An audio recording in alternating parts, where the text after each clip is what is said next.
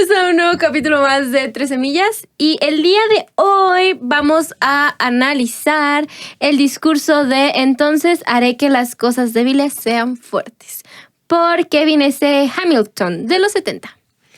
Y vamos a empezar con la semilla del día de hoy, ¿sale? Este es el video que habla acerca de la autosuficiencia y es por Alicia Abad. Y dice así: mi perla son las enseñanzas de la iglesia en cuanto al almacenamiento. Desde que soy miembro de la iglesia lo he aplicado en mi vida. Mis hijas crecieron viendo cómo yo almacenaba. Cuando sucedió lo de la pandemia, nosotros en Italia fuimos el segundo país en que cerraron todo. Unos años antes, una de mis hijas se había ido a otro país y mucha gente le decía: tu familia debe de estar en dificultad por lo de la comida. Y ella dijo: no. Por eso no me preocupo. Yo me preocupo porque les puede dar el virus. Ella sabía perfectamente que nosotros teníamos que comer. Ella aplica ese aprendizaje hoy día. Este comentario me gustó porque pues podemos ver cómo se puede poner en práctica eso en nuestras vidas, qué es lo que debemos de hacer, y una experiencia vivida de lo que pasó recientemente, cómo la autosuficiencia nos ayuda a estar estables. Y bueno, en este caso con la cosa de la comida, todo surgió. El papel higiénico en México. Yo así una locura en todos lados. Yo digo, ¿qué? Lo primero que se acaba es el papel higiénico. ¿Por qué en el arroz? ¿Viste el meme que decía: al parecer así es como la gente se está cuidando el COVID? Y alguien estaba envuelto en papel de baño totalmente, diciendo: así la gente se cuida del COVID. Por eso el papel higiénico. Sí, una locura cuando empezó. Pero bueno, creo que sí, definitivamente la experiencia de esa semilla nos deja ver que nunca sabemos en qué momento se da. La pandemia nos sorprendió a todos y pues sí, el almacén fue algo que algunos tuvieron para saber sentir como más paz, más relajado todo el asunto. Y siento que es bueno esa parte, hablando de la paz que los mandamientos pueden darnos. Esa es una de ellas. Exacto, la paz. Súper, pues este discurso, el elder Hamilton va a hablarnos de varias cosas. De hecho, va a hablar mucho de la escritura de Éter. Siento que basó mucho su discurso en esa escritura de Éter. Creo que su discurso es la escritura de Éter. Okay. Bueno, pero este hombre habla sobre... primero empieza a hablar sobre cambiar. Porque él cuenta esta historia que contó una vez el presidente Monson, que la voy a leer tal cual porque es de 3 líneas. Durante la década de 1940 y 1950, alcalde de una cárcel era famoso por sus labores de rehabilitar a los hombres en una prisión. Un crítico le dijo: usted sabe que los leopardos no pueden cambiar sus manchas. Y él le respondió: sepa usted que yo no trabajo con leopardos, trabajo con personas y ellas cambian todos los días. Entonces, él empieza como con esta premisa diciendo: todos podemos cambiar. Es un engaño pensar que no. De hecho, dice que una de las mayores mentiras de Satanás es que los hombres y las mujeres no pueden cambiar. Esa mentira se dice y se repite de muchas maneras diferentes, pues el mundo dice que simplemente no podemos cambiar, o peor aún, que no debemos cambiar. Se nos enseña que nuestras circunstancias nos definen. Debemos aceptar lo que en verdad somos, dice el mundo, y ser auténticos con nuestro verdadero yo. Entonces aquí pues ya estamos empezando a ver como el cimiento de lo que va el discurso en cuestión del cambio y cómo hacer ese cambio. Pero antes de hablar de cómo hacer ese cambio, tenemos que primeramente entender que ese cambio es posible y que en muchas ocasiones también no solo es posible, sino también necesario. Oh, sí. Entonces, cuando hablemos de este tipo de cosas, vamos a ir viendo cómo crecer y cambiar espiritualmente. Pero algo que me gustaría a mí mencionar, que creo que es importante, es, por ejemplo, la parte de que en el discurso pasado, la semilla, me gustó la parte que hablaba de que todos tenemos cosas que aprender, pero también todos vamos a conservar cierto, por así decirlo, sazón único en nuestra vida, ¿no? Entonces, creo que de eso a mí me gusta pensar de esa misma manera, ¿sabes? Hay cosas que tenemos que cambiar y todos tenemos cosas que cambiar, pero también hay otras cosas que son parte de quién eres y que están bien y que también tenemos que aprender a abrazar y querer y apreciar y valorar y contemplar con amor en nosotros mismos, ¿no? Entonces solo siento que hay que ver que esas dos cosas existen. Hay cosas que simplemente te hacen quién eres en tu esencia única. Son tus características. Ajá, sí. Y esas partes no necesariamente se tienen que quitar o cambiar por otras, sino en algunas veces solo tendrán que tal vez amoldarse ciertas cosas en algunos momentos y creo que eso es solo importante de ver y entender. Sí, como más que nada pulir, ¿no? Esas cosas que ya tenemos buenas y que puede llegar a ser mucho mejor, ¿no? Sí. Yo justamente en el párrafo 3, unándolo a estas características que ya tenemos, que dice que debemos de ser nuestro verdadero yo, que tenemos nuestras cualidades que nos hacen ser esto, lo que somos, sí. Dice en el párrafo 3, debemos ser auténticos con nuestro ser real y verdadero como hijos e hijas de Dios. Pero eso no se, más adelante dice, con una naturaleza y un destino divino para llegar a ser como Él.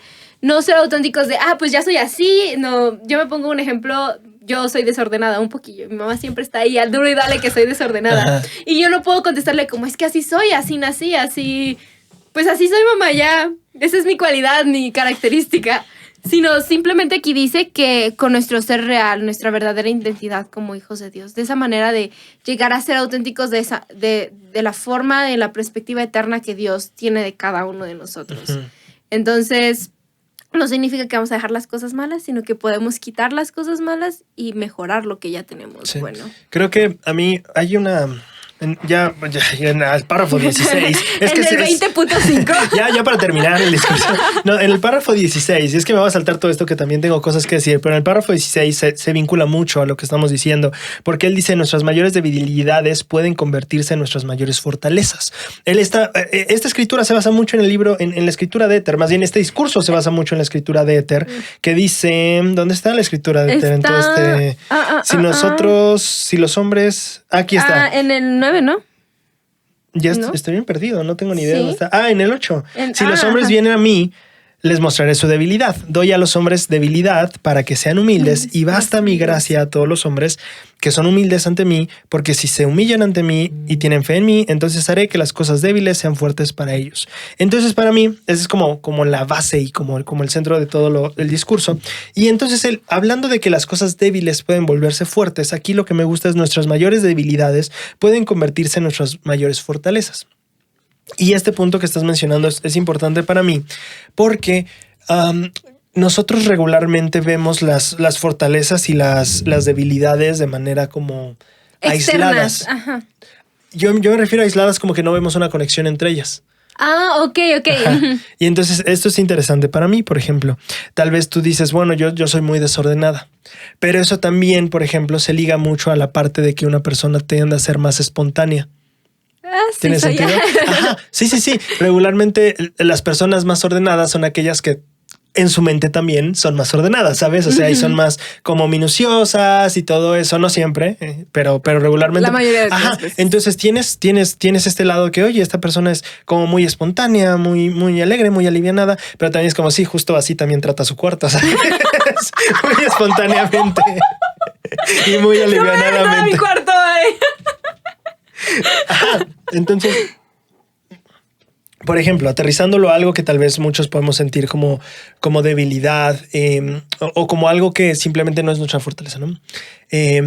A veces podemos ser tímidos o tal vez introvertidos o incluso simplemente nos da pena tal vez convivir con la gente y todo eso, y por lo mismo tal vez es como de, es que dar una clase a mí me va a complicar mucho, o también como de, oye, pero es que estar enfrente en el púlpito o dirigir una actividad o planear, o sea, y podemos estar llenos de miedos y decir, es que no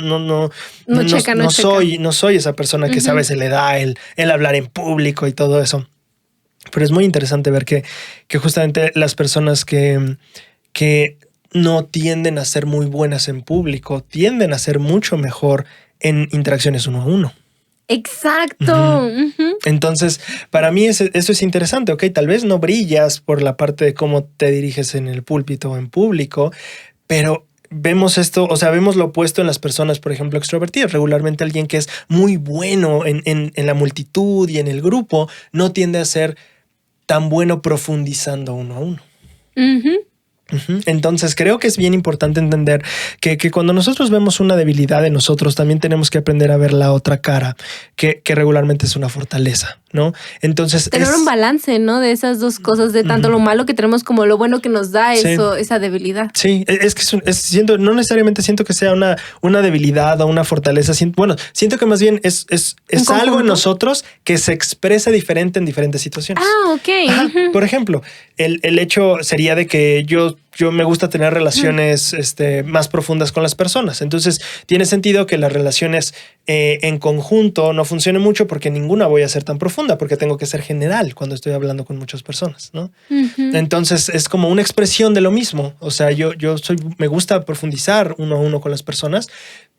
Otra expresión de eso es que estando con muchas personas, pues realmente no puedo interactuar también. Exactamente. Wow, y eso me llega a pensar en la parte en la que estamos hablando justamente de debilidades, fortalezas, como nuestras debilidades son las fortalezas de alguien más y nuestras fortalezas son las debilidades de alguien más. Sí. Y en el trabajo en equipo que podemos llegar a hacer con esas debilidades y fortalezas. Porque me acuerdo mucho que estaba hablando con una psicóloga y era como, es que yo soy muy flexible, soy una persona muy flexible en las cosas, exactamente por eso que soy desordenada.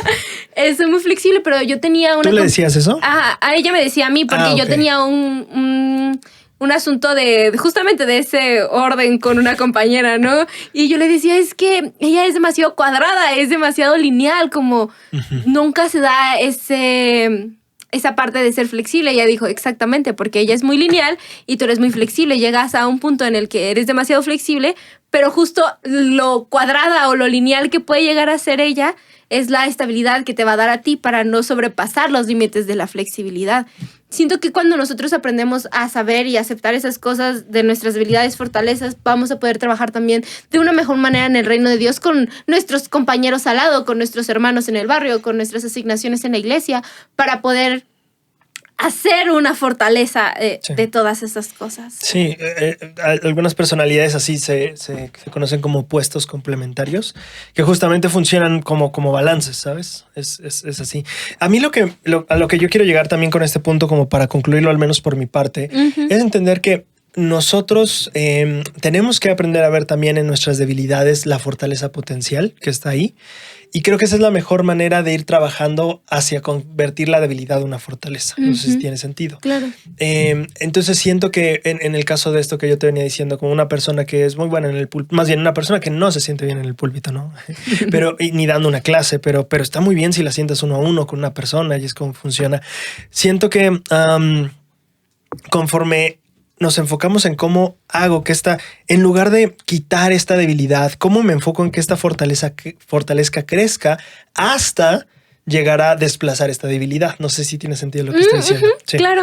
Entonces... potencializas la fortaleza. Ajá, exactamente. Te centras en una vez que tienes esta debilidad, dices, ok, ¿qué otra cosa o sea, ¿qué fortaleza puede esconder esto? Y una vez que lo identificas, te centras en ello y conforme lo vas ampliando y creciendo, entonces desplaza la debilidad original que había, ¿no? Pero yo creo que sí podemos admirar como justamente que en nuestro balance con los demás vamos a irnos llegando a un punto más centrado, más equilibrado, como tú decías al inicio. Y creo que es admirable pensar que justamente ese es el punto en el que Cristo nos dio su ejemplo, ¿no? O sea, ese punto donde estuviera con una persona o estuviera con multitudes, él podía hacerlo, él sabía hacerlo y había, no sé si decir aprendido o desarrollado, pero tenía esta capacidad de ministrar, por así decirlo, por montones o por multitudes, pero también de sentarse uno a uno y poder estar con cada quien escuchando, enseñando, ministrando. Y creo que es importante que nosotros veamos eso. Nosotros tal vez vamos hacia un lado de la balanza o hacia otro, pero conforme aprendamos a ver cuál es el centro de esa balanza, en el que yo tengo algo bueno y no solo algo malo de esa balanza, ¿sabes? Podemos empezar a equilibrar y eso también nos ayuda a llevar a ser de nuestras debilidades fortalezas. Excelente. Muchas gracias por compartirlo y por expresar toda esa parte de las debilidades y las fortalezas. Hablando justamente de eso, más adelante en el párrafo 4, 5 y 6, vamos hablando de los mandamientos, ¿no? Como a mí me gusta verlo en estas debilidades y fortalezas, que se nos da una bendición, pero también se nos da una advertencia al hacerlo. O nos da una bendición y una condición para hacerlo, como aquí viene justamente, no quiero errar. Dice, por ejemplo, si X es verdadero, entonces haga Y, ¿no? Tal cosa, como esto pasa y esto aquello. Es un ejemplo más o menos, aquí dice dos matemático. Eventos que están ligados. Como el guardar el diezmo, ¿no?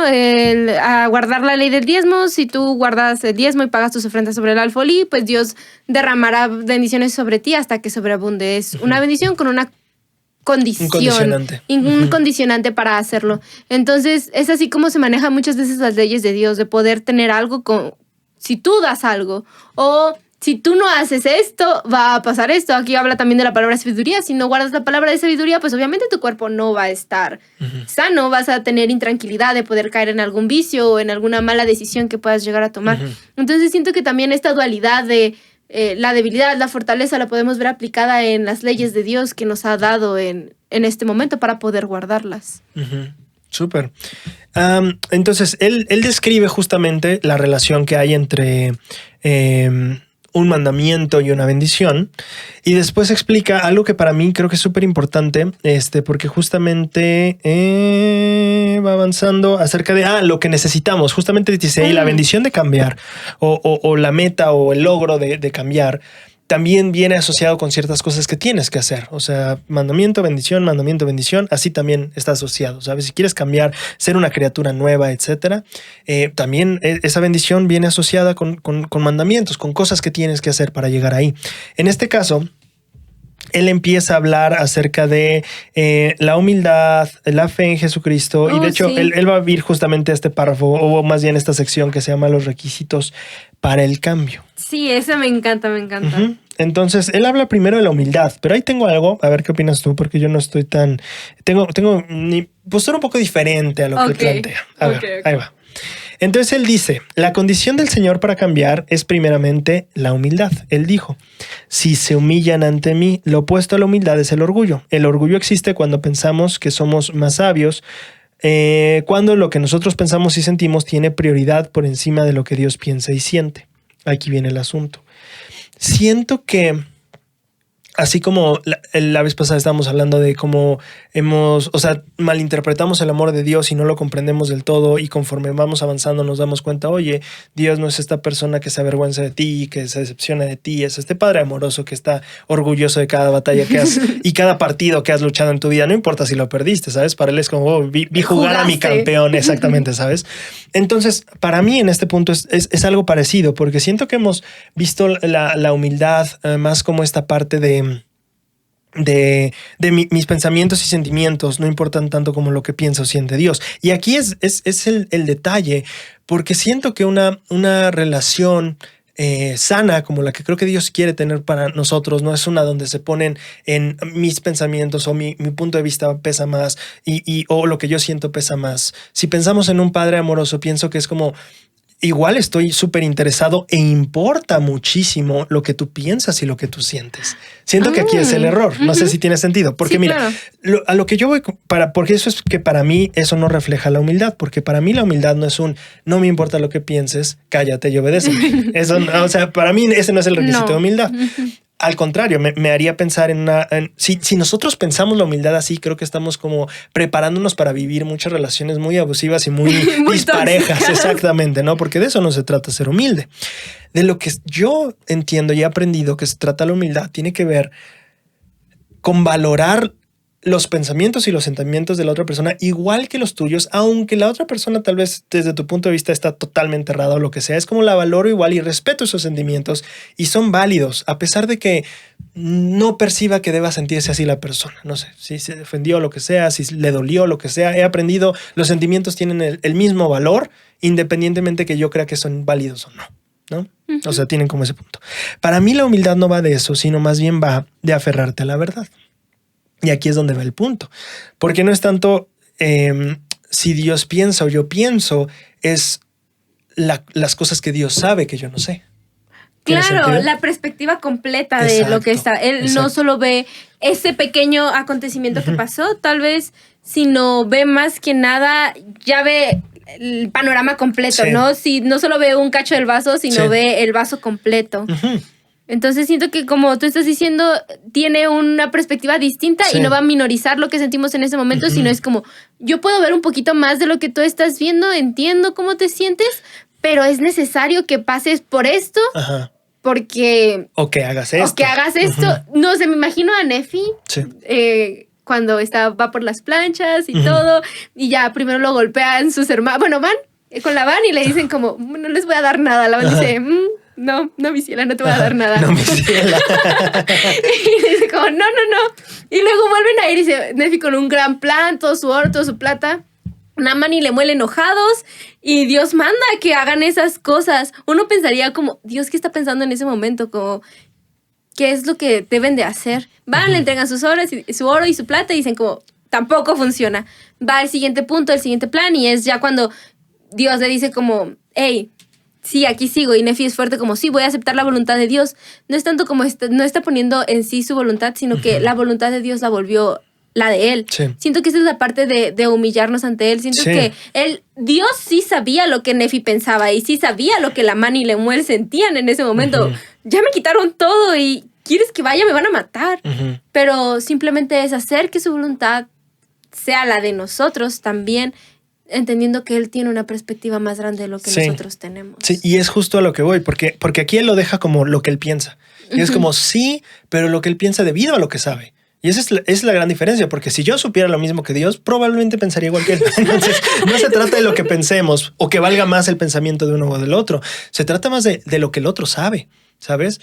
No sé si tiene sentido, porque muchas veces acabamos como poniendo la humildad en esta casilla de mis pensamientos, mis opiniones, mis sentimientos, tal vez no valen tanto. Y eso no es la humildad, eso es como cuando la humildad se transforma en este principio negativo. Creo que es bien interesante. Es algo más tóxico, ¿no? Ajá. Es que para mí, viéndolo más en el aspecto como del evangelio, para mí una frase que me gusta mucho, creo que es de John Taylor. John Taylor decía, Dios es experto en construir, Satanás es experto en destruir.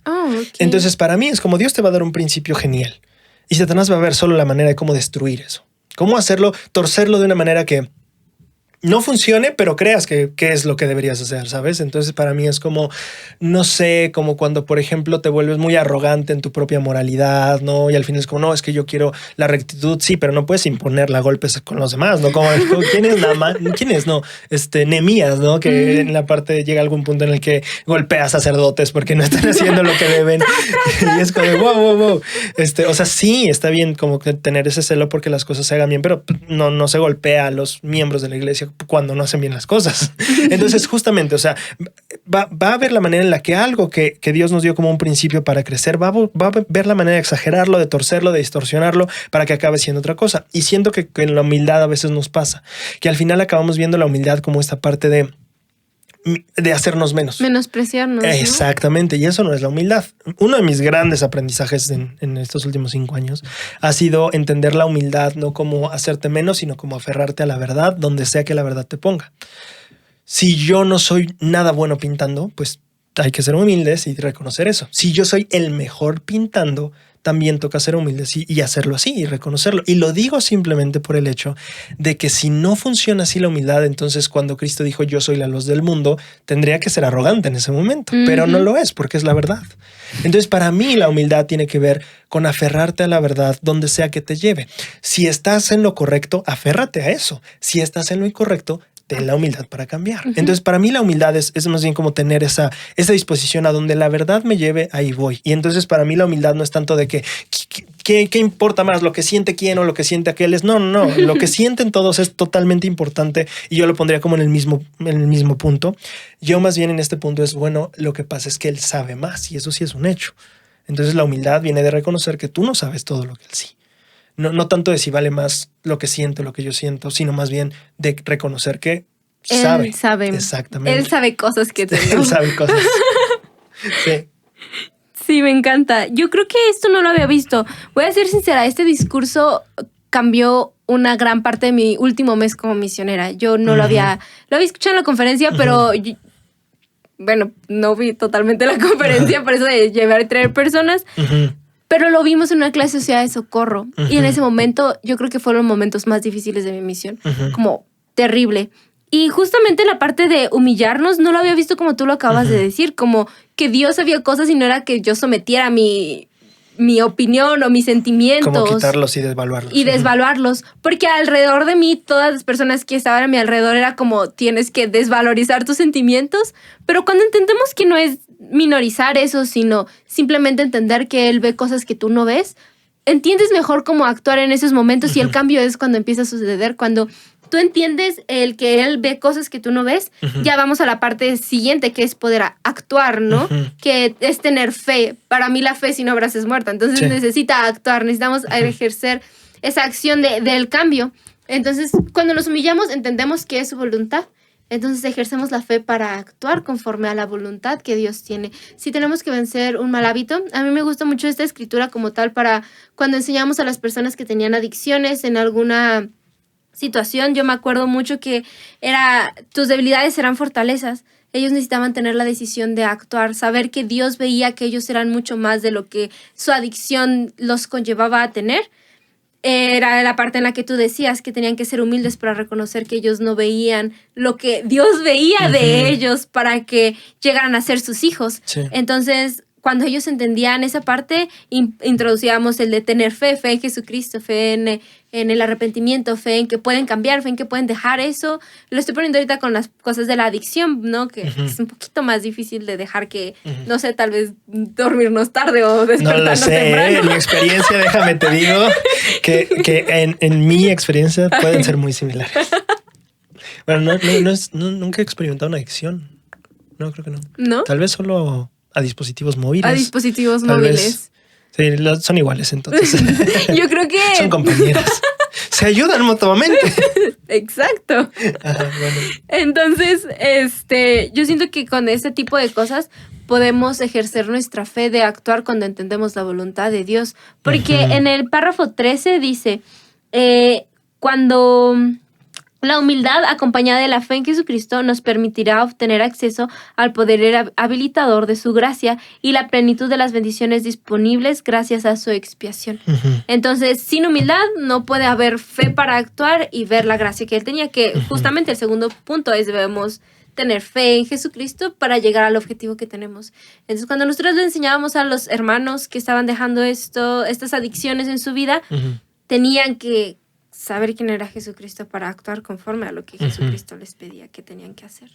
Tú mencionaste que la humildad, después viene la fe, después viene como la parte del actuar y a recibir como las cosas. Creo que me puse a pensar un poquito en por qué la humildad antes de la fe.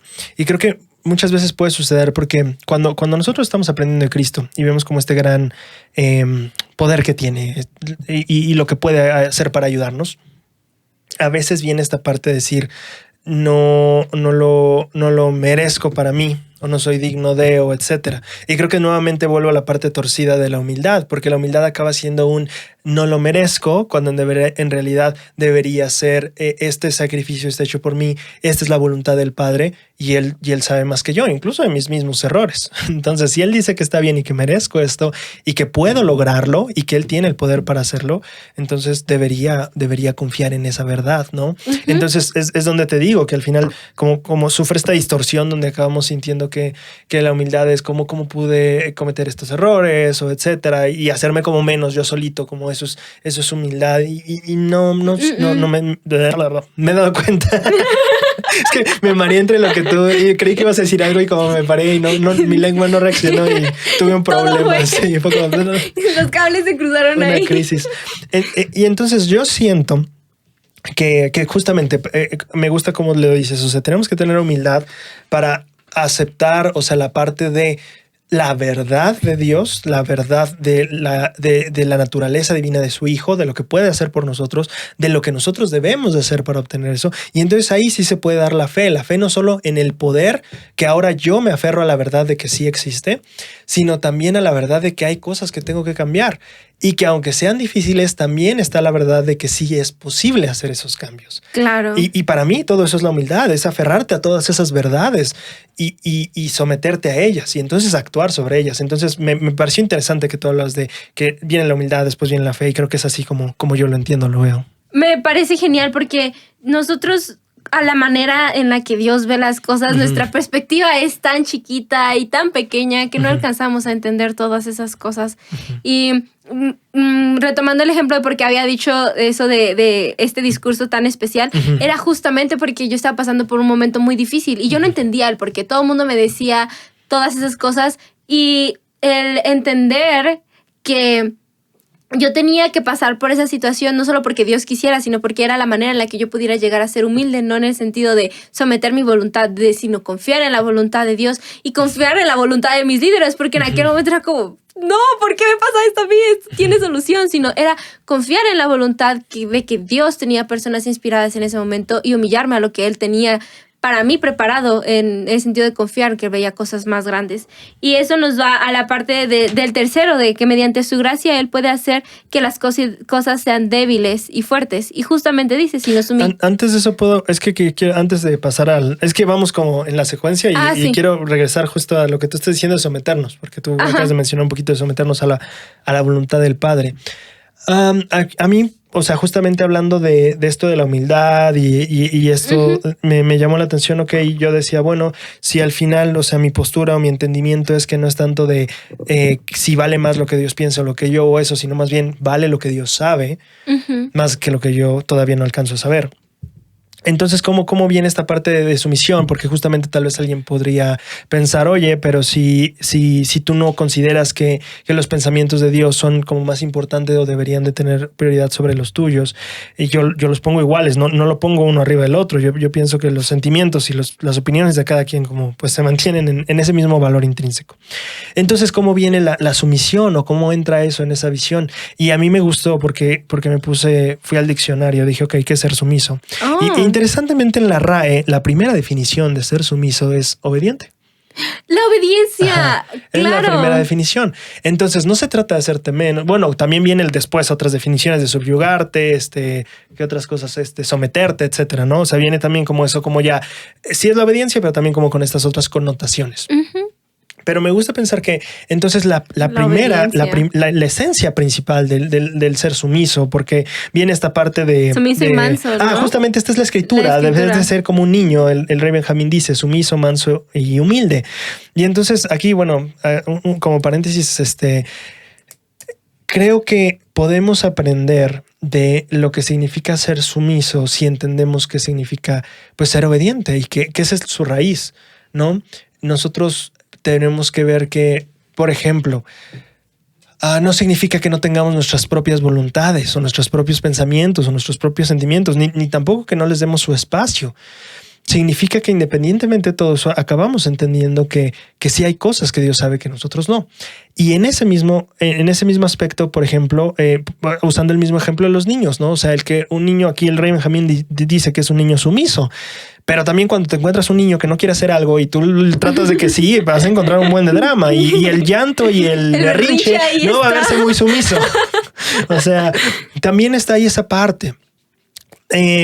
Pero creo que entonces, englobando al final, creo que la sumisión no implica el que devalores otra vez tus pensamientos, opiniones, sino más bien implica que al final hay esta confianza en una de las definiciones que encontré en el diccionario era justamente someterte a una autoridad mayor.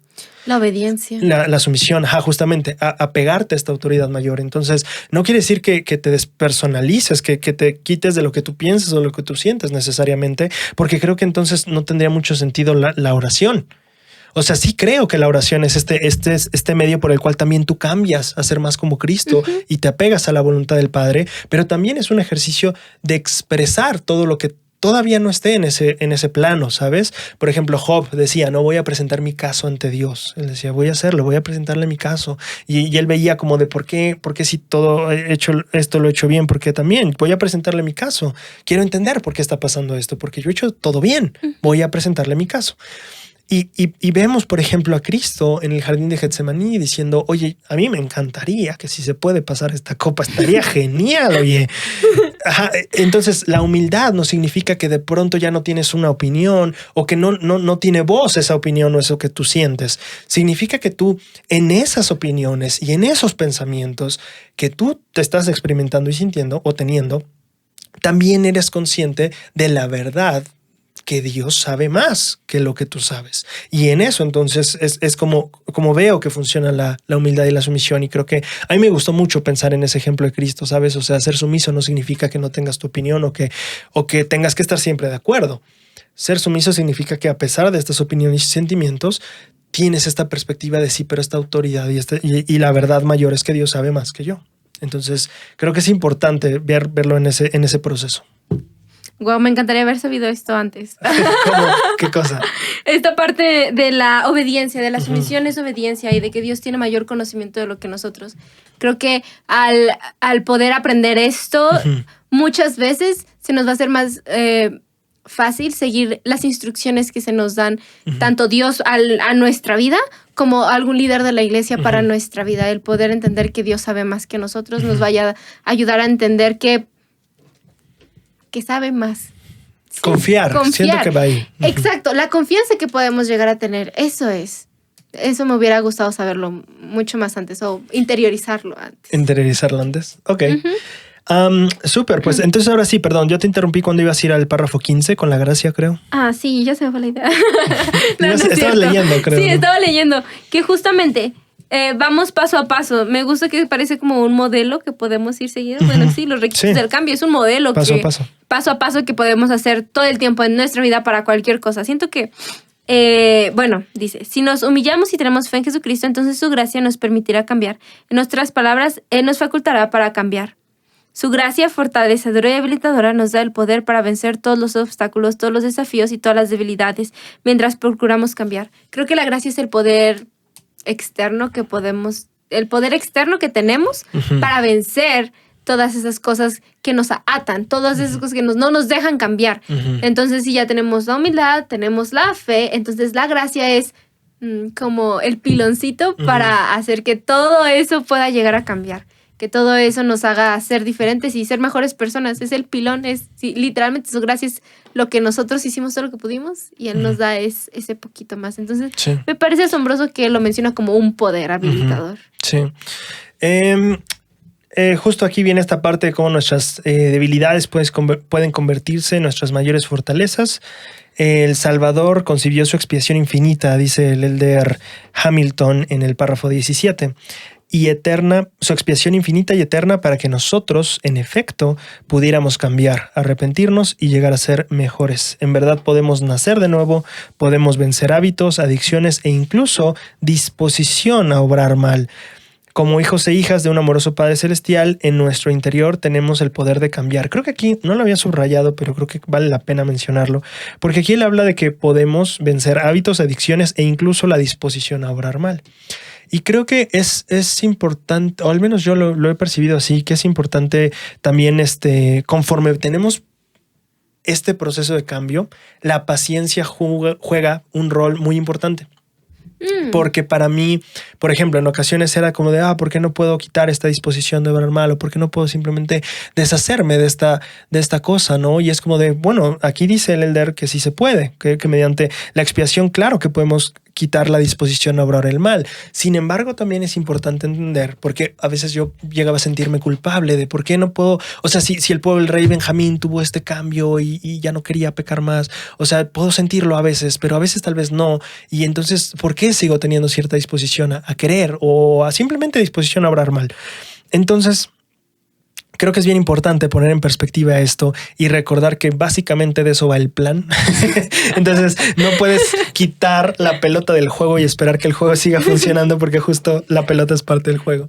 Así siento que ese cambio de perspectiva me ayudó mucho porque para mí era como esta frustración de por qué no puedo simplemente, o sea, como y siento que muchos profetas y gente súper pro, ¿no? Ha tenido ese sentimiento. Podemos ver a Nefi, ¿por qué sigo dándole espacio al enemigo de mi alma? O Alma diciendo, si tan solo pudiera ser como un ángel de Dios. Sí. Y sabes, estos profetas también tenían estos sentimientos de, si tan solo yo pudiera ya no tener el deseo de pecar y seguir, o sea, es lo que yo quiero, pero ¿por qué después de tantos años no funciona? Y es donde yo me sentía muchas veces, ¿no? Y con el tiempo he llegado a ver, es que es parte de, es que se supone que es eso, se supone que debe de haber una oposición en todas las cosas, claro. Se supone que debes de, y leí lo dice en 2 Nefi 2, ¿no? Dice, hey, los hombres no podían elegir salvo que los atrajera lo bueno y lo malo. Entonces esa atracción natural que hay por lo malo, no tienes que verlo como, soy una persona mala todavía. Sino es parte de nuestro hombre y mujer natural que tenemos. Sí, y que es parte del punto plan de estar aquí.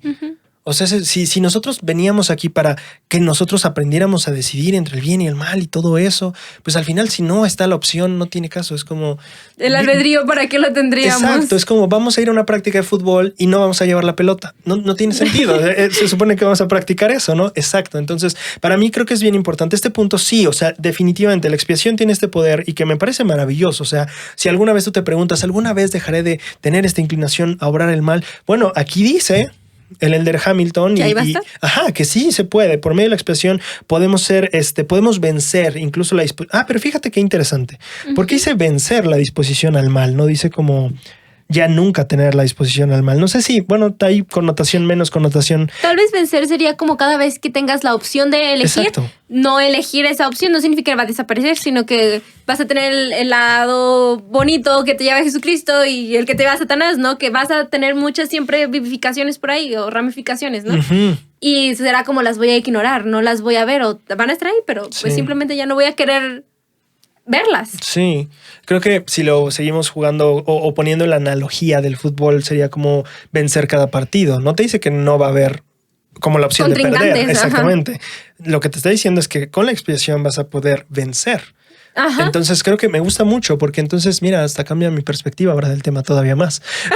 Porque ya no solo es como algún día lo voy a vencer, sino más bien como, no, se trata de vencerlo día a día. Continuar, no como el arrepentimiento, dicen que es constante y que es diario, entonces vamos a seguir teniendo que tomar esas decisiones diariamente, todo el tiempo vamos a luchar con algo, no sé, tal vez el tener una adicción con el teléfono, vamos a tener que diariamente elegir seguir a Jesucristo o seguir perdiendo el tiempo en el celular. O usarlo también mejor, no tienes que tirar el celular a la basura. Claro, no. Y Anaeli. Mañana iba. Sí. Entonces me gusta mucho eso. Ya ni me acuerdo de dónde veníamos. ¿Por qué llegamos a ese punto? Estábamos llegando a ese punto porque estábamos hablando acerca de... En el párrafo 16, ¿no? Llegar a ser nuevas criaturas para ser fuertes. No. Leí el 17, donde al final 17. dice que al final las elecciones y incluso la disposición a obrar mal. Entonces, no se trata de que va a... O sea, no necesariamente se trata de que esa inclinación va a desaparecer. Se trata de que encontrarás la manera, los medios y con la ayuda de Cristo también toda la fuerza necesaria y requerida para vencer eso. No un día y se acabó, sino más bien día a día. Me gusta mucho. Porque ahorita que estábamos hablando de la gracia, un enfoque que tiene la gracia es justamente la parte de yo hago mi parte y después Dios pone el resto. Pero también viene la parte de decir no. La gracia funciona incluso antes de esa parte, ¿no? Es esta parte de entender que esta escritura de Nefi que me ha fascinado ver que en inglés cambian un poquito el orden de las palabras nada más, pero le da todo otro significado porque en español siempre decimos que es gracias a la gracia que los hombres se salvan después de hacer todo lo que puedan, pero Nefi en inglés dice después de todo lo que puedan hacer. O sea, aparte de todo lo que puedas hacer, al final eres salvo por la gracia. Entonces, no solo la gracia es como este cachito extra que va a poner Cristo de todo lo que pudiste dar, sino más bien independientemente de lo que tú hayas dado, te salvas por Cristo. O sea, Él pagó todo.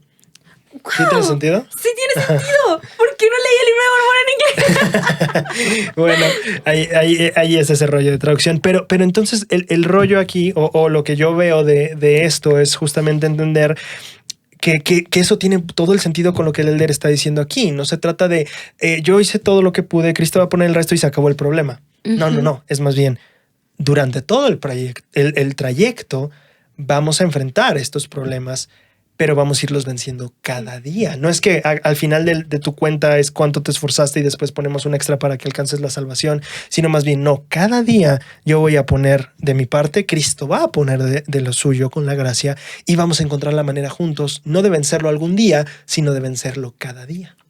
Claro, y ese que vences cada día ya te da el total de todo. Al final es el quien te ha llevado por todo el trayecto, ¿sabes? Es parte de eso.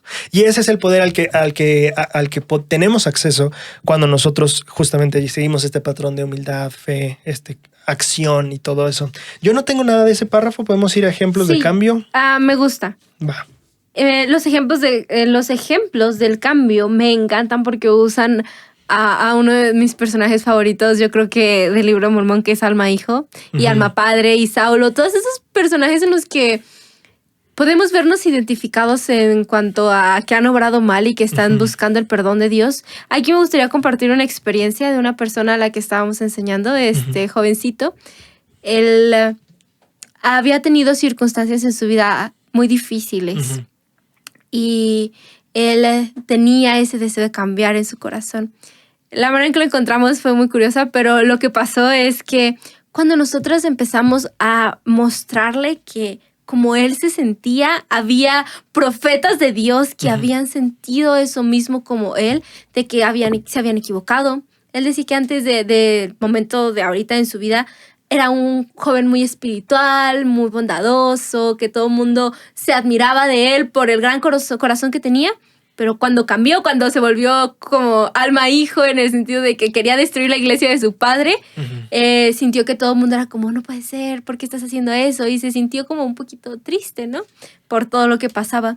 Pero cuando leímos esta parte de que Alma se había arrepentido, que había visto un ángel y que había tenido un cambio de corazón, a pesar de todo lo malo que había pasado en su vida y todas las cosas malas que había hecho contra la iglesia de Dios, que se le dio una segunda oportunidad. Para él, en ese momento, cuando nosotros le contamos esa historia, cuando él mismo leyó eso en el libro de Mormón, fue como, hey, Dios puede cambiarme, Dios puede salvarme, porque lo hizo con uno de sus profetas. Y si lo hizo con un profeta, que es un profeta de Dios, yo que soy su hijo, también lo va a hacer. Y cuando vemos estos ejemplos tan claros plasmados en el libro de Mormón, nuestro testimonio va aumentando con respecto a que nosotros también podemos cambiar. Algo que me gustó mucho es que al final de cuentas él dijo, yo puedo cambiar, yo quiero cambiar, y empezó a cambiar su vida hasta que llegó el momento en el que tomó la decisión de bautizarse. Y eso para mí fue algo genial, porque tal vez nosotros como miembros de la iglesia no vamos a llegar al momento de volvernos a bautizar, pero sí llegamos al momento de tomar la Santa Cena, o llegamos al momento de poder, si tenemos un mal hábito o estamos rompiendo un mandamiento, poder cambiar y hablarlo con el obispo para que nos ayude a tener ese cambio como Alma lo tuvo. Nos da la fortaleza, la valentía, el sentirnos entendidos, fortalecidos de que podemos hacerlo, que Dios nos da el poder habilitador del cambio. Me gusta mucho que pones tocas el tema de lo mucho que le ayudó a esta persona el tener un ejemplo palpable de cómo pudo cambiar, ¿no? Alma, hijo, ¿no? De pasar de ser el que destruía y uno de los más viles pecadores aquí, como lo cita el Elder Hamilton en el discurso, a ser un profeta y un misionero increíble y admirable. Ajá. Y yo siento que muchas veces cuando este es un problema actual, cuando nosotros nos equivocamos, por ejemplo, regularmente en la iglesia no hablamos de nuestros errores anteriores, ¿no? No hablamos de nuestras transgresiones anteriores, y etcétera. Y eso tiene sus ventajas y tiene también sus desventajas. Y una de sus grandes desventajas que estaba explorando el otro día es que justamente hay esta desconexión de este tipo de ejemplos, en el que tú dices, ok, esta persona tuvo estas cosas y ahora es este ejemplar presidente de estaca, ¿sabes? Y yo entiendo, o sea, no estoy diciendo que una sea mejor que la otra, yo solo estoy diciendo que hay ventajas y desventajas en cualquiera de las dos. Pero lo que sí sé actualmente es que esta parte de no compartimos nuestras transiciones anteriores, etcétera, justamente crea este espacio donde yo conozco a este líder increíble o estos líderes increíbles o todas estas personas y pensamos que tienen una vida perfecta. Exacto. Que no cometieron errores. Y no sabemos de todo lo que la expiación también ha hecho por ellos. Y entonces se crea esta barrera donde tal vez yo soy, como tú dices, un miembro de la iglesia, como este ejemplo del chico que mencionas, pero que no soy tan consciente de que el poder de la expiación puede cambiarme incluso hasta llegar a ser alguien tan genial en sentido espiritual como Alma, hijo, como un profeta, ¿no? Como este gran profeta legendario y heroico del libro de Mormón. Entonces creo que es importante que nosotros, cuando tengamos nuestros propios errores, sepamos que no es que, es que yo soy el malo y todos son tan buenos. Es como, no. Todos tienen errores.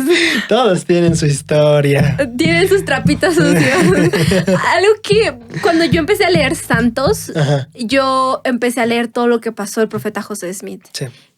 Todos sabemos que era un hombre, un humano, y cometía errores. Y cometió bastantes errores. Yo me acuerdo que escuché el comentario de una amiga que dijo, puede ser, el profeta José Smith no cayó de mi gracia por todo lo que hizo. Y yo no, en ese momento yo no había leído Santos. ¿Pero por qué? Es que me empezó a contar todos los errores que él había tenido. Y yo dije, a ver, yo los voy a leer. Y ya cuando los leí fue como, para mí fue, wow, él era un profeta de Dios, él se equivocó. Ujú. Él era quien se iba a encargar de la restauración de la iglesia. Ujú.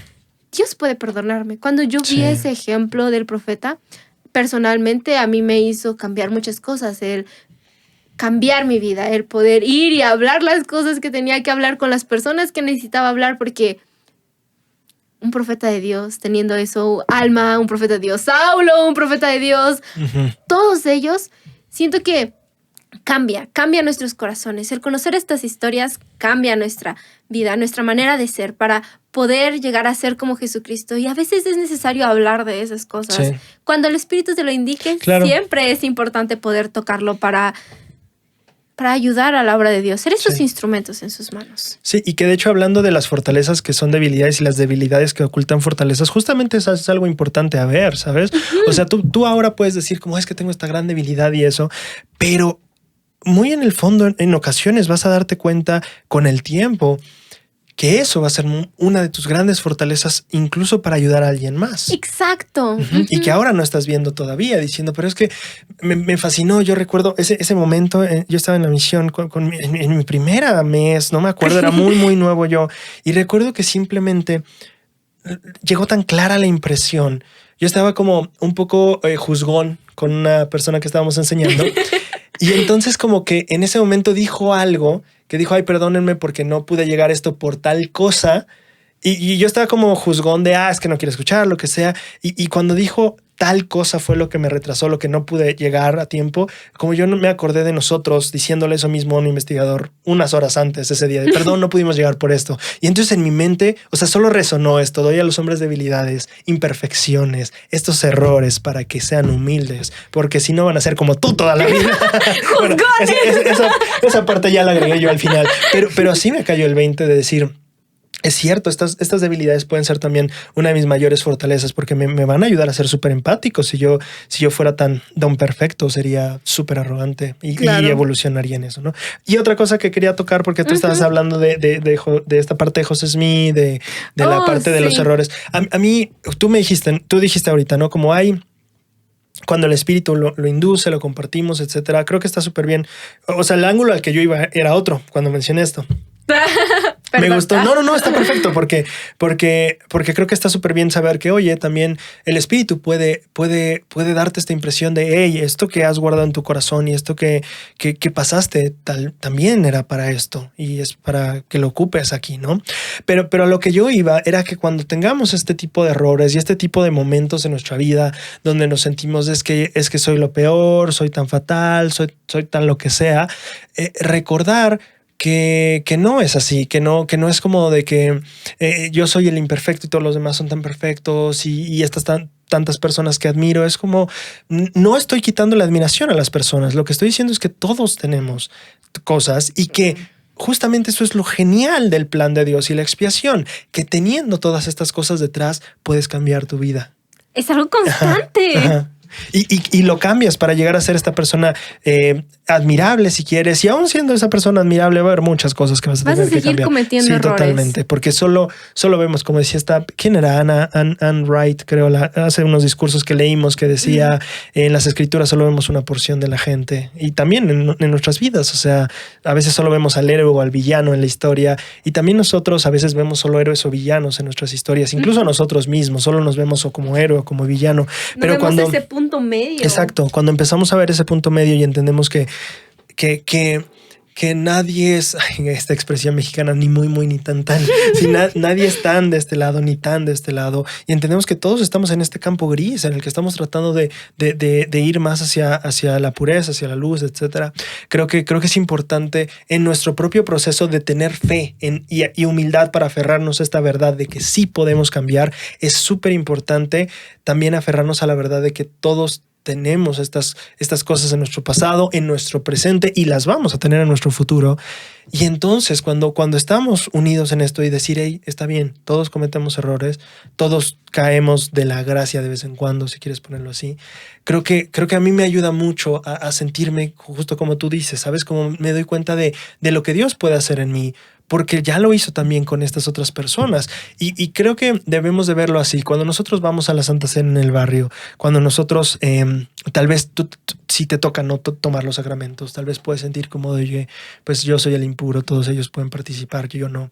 Creo que en lugar de verlo así, deberías enfocarte en, debido a lo que está pasando ahora, que ellos participan y yo no, por más que cada uno de nosotros tenga esos momentos en los que no puede participar, debido a lo que estamos haciendo, debido a la ordenanza, debido al sacrificio de Cristo, todos podemos volver a participar.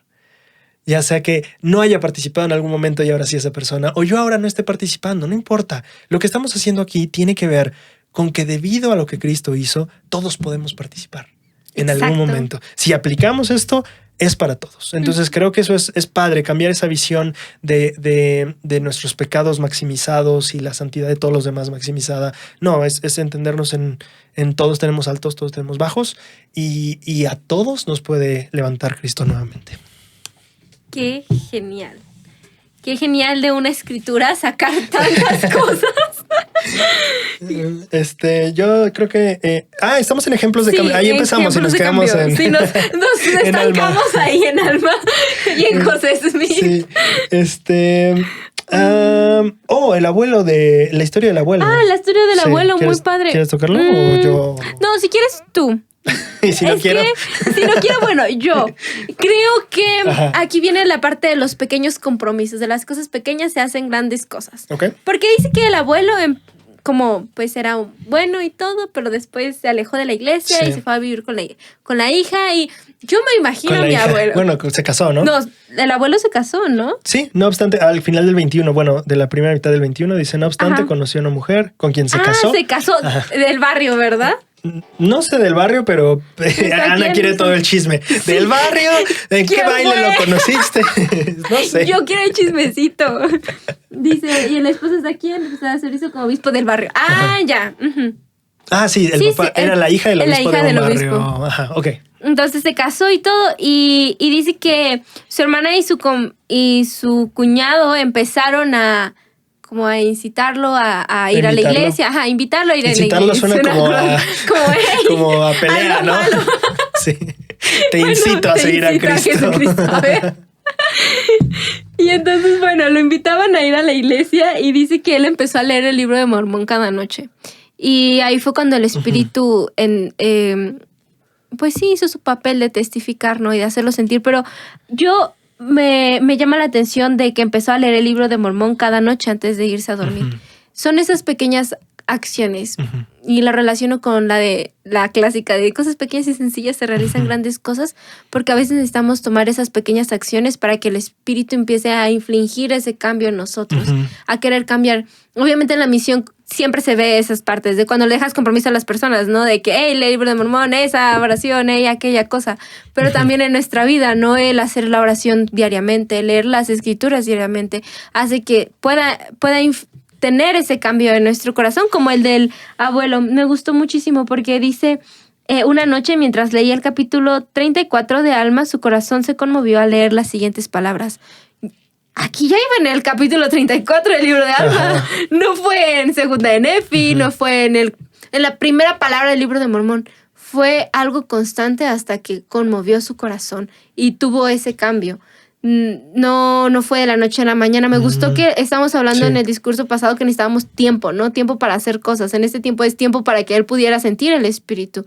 Y todos tienen ese proceso para llegar ese punto de cambio. Para ti pueden ser 2 semanas, para mí puede ser 3 años.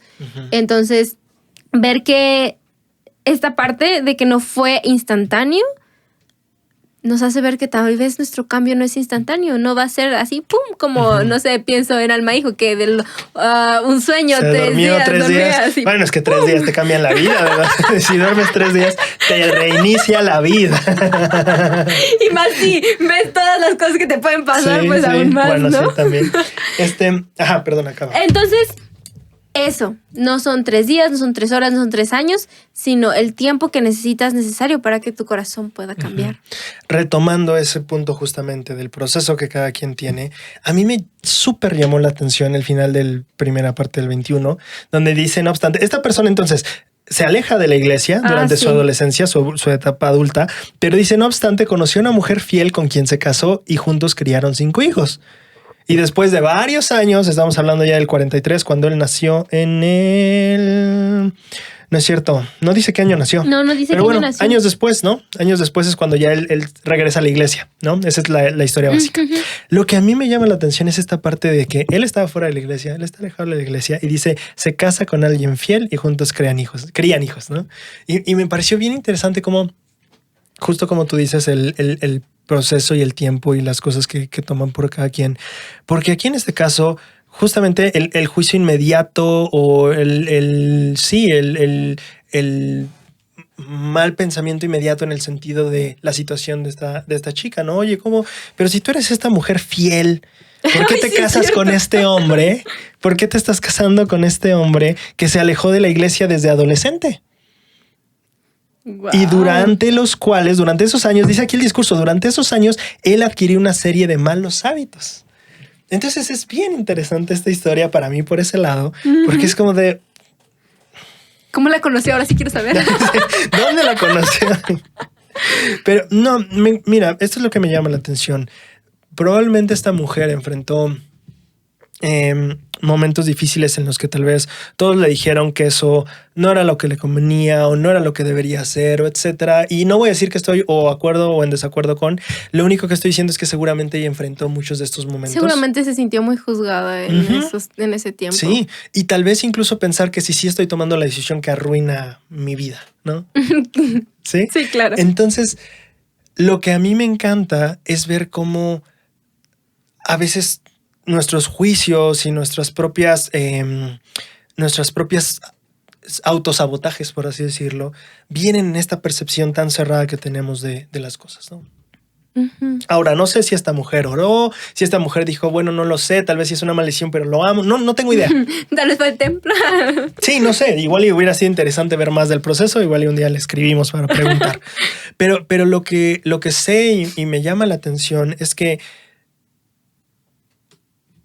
conforme pasó el tiempo, y ahí viene la referencia a lo que tú estabas diciendo, el proceso que cada quien le va a tomar, lo que le tenga que tomar, llega el momento en donde ella disfruta de esta tal vez convivencia o relación o dinámica familiar con la que soñó probablemente durante muchos años, donde veía a esta persona diciendo, híjole, es que él es esta persona que se alejó de la iglesia, adquirió una serie de malos hábitos, y entonces llega este momento donde él dice, quiero cambiar, y decide acercarse a Cristo y cambiar.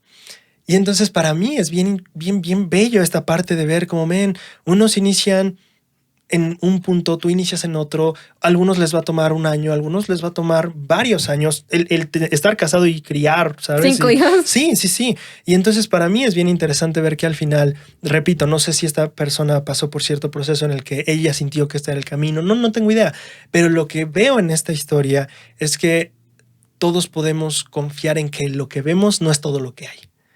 Y que hay mucho más ahí de lo que Dios sí ve, de lo que Dios sí sabe, que nosotros no. Entonces creo que es importante cuando nosotros vemos a otras personas, cuando nosotros vemos nuestro propio proceso de cambio o el mismo cambio que nos gustaría ver en nuestra familia, en nuestros seres queridos, lo que sea.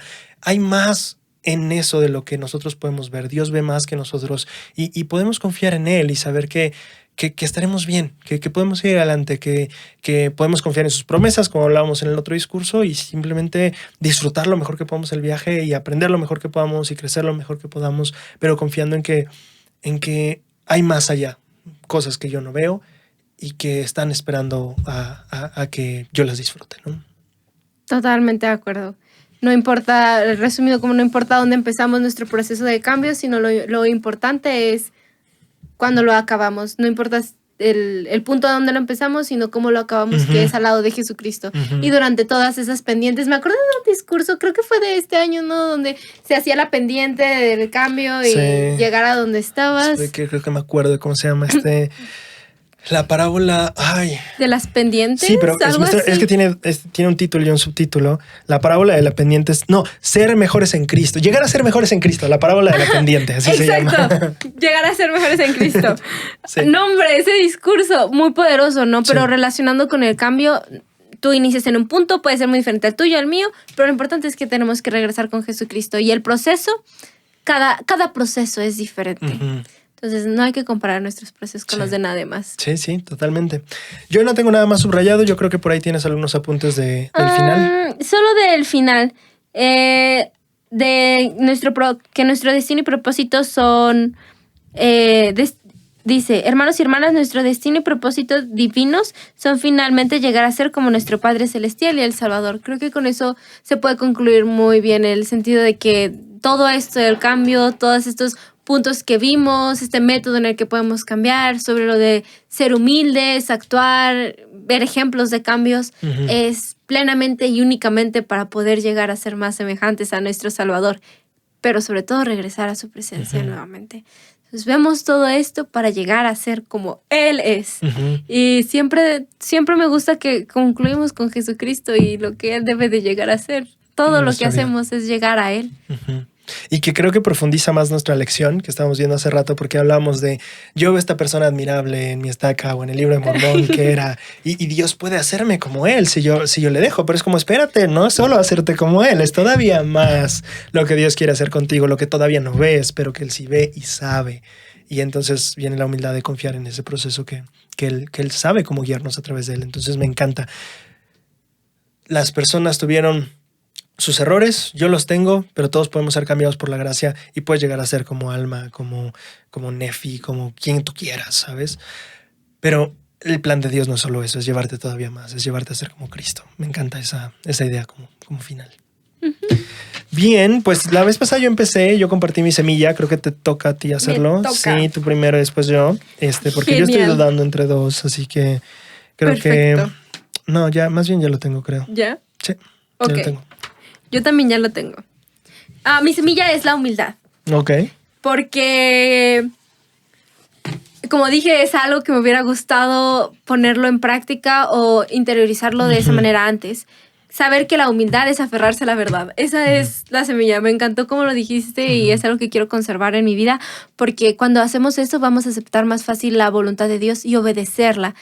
Someternos, como decías, que someternos no es minorizar nuestros sentimientos, nuestras ideas, nuestra opinión, sino simplemente entender que Él ve algo más allá de lo que nosotros nos vemos. Porque cuando entendemos eso, vivimos una vida más feliz, con mayor paz, no sin dificultades, no siendo perfectos, pero sí más tranquila. Y todos deseamos una vida tranquila y feliz.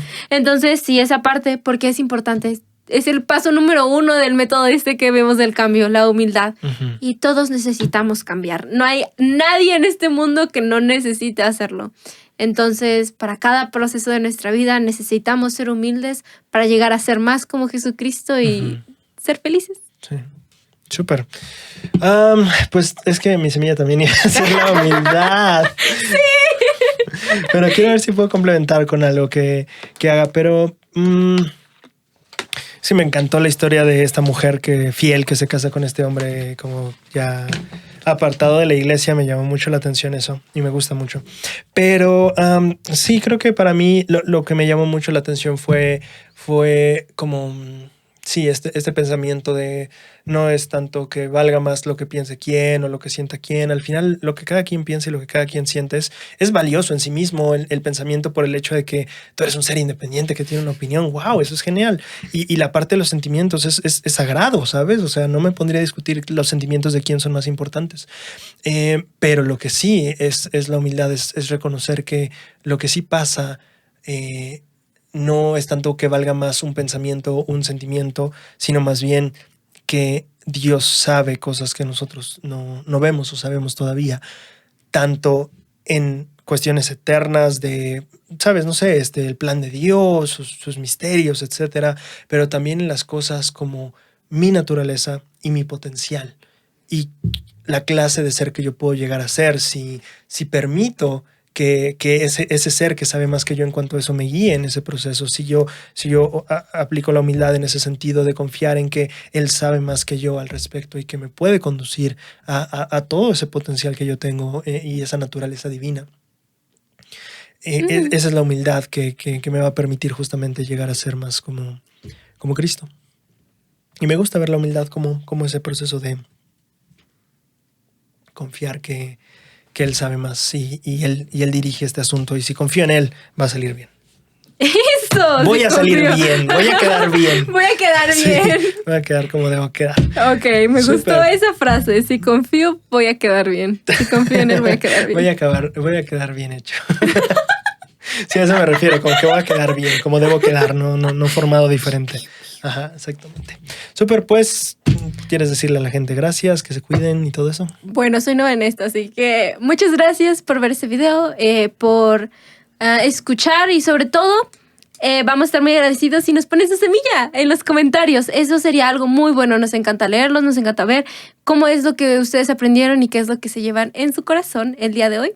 Les damos muchas gracias por estar aquí y pues iba a decir en el nombre de Jesucristo, amén. Sí, a veces te quedas con ese rayos. Esto no es una clase.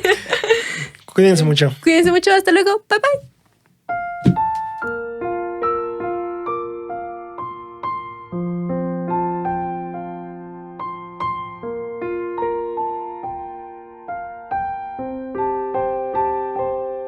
Insinuaba mucho, se pegaba mucho y todo eso. Y en ese momento estaba toda la clase viendo y yo estaba ahí enfrente y todos estaban ahí, pudieron haberme ayudado, pero yo no dije nada. Y yo estaba solo muy frustrada todo el tiempo y acabando estaba tan enojada con la situación, con la persona, pero también conmigo misma porque no dije nada.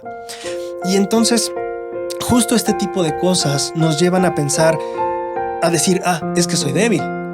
Es que no pude haber puedo hecho defenderme. algo. Exactamente, ¿sabes? No sé valerme por mí mismo.